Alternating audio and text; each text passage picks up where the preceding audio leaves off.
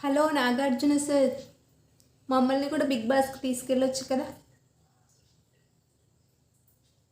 ఆ పల్లవి ప్రశాంత్ ఏం చేశాడు? మొత్తం గొడవలు సృష్టించాడు.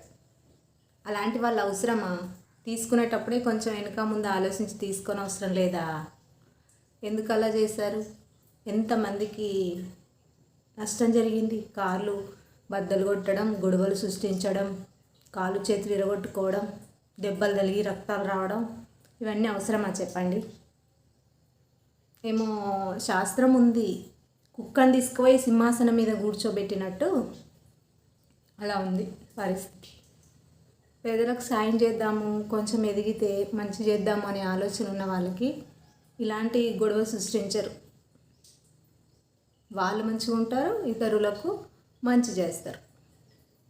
చిన్న చిన్న విషయాలకు ఎగేసుకొని పోయి ఇంతకుముందు ఎన్నిసార్లు గెలవలేదు అసలు. బిగ్ బాస్లో వీళ్ళేనా ఫస్ట్ గెలిచినోడు? ఎంతోమంది గెలిచారు, కానీ ఇలా ఎవరు చేసుకోలేదు. వాళ్ళ సంబరాలు వాళ్ళ ఇళ్ళకి వెళ్ళి చేసుకున్నారు. రోడ్డు మీద ఏదో కొంచెం ర్యాలీ తీశారు, అంతేగాని ఇంత ఘోరంగా ప్రగండరాలు సృష్టించలేదు. జైలుకి వెళ్ళే అంత పరిస్థితి రాలేదు. మరి ఎవరి తప్పో ఏమో తెలియదు, కానీ మొత్తానికైతే చూసే జనాలకి హాని జరిగేటట్టుగా ఉంది ఈ గొడవల వల్ల. మాలాంటి వాళ్ళని కూడా జర గుర్తించి బిగ్ బాస్కి మళ్ళీ వచ్చే ఏటలో బిగ్ బాస్కి సెలెక్ట్ చేసుకోండి మరి.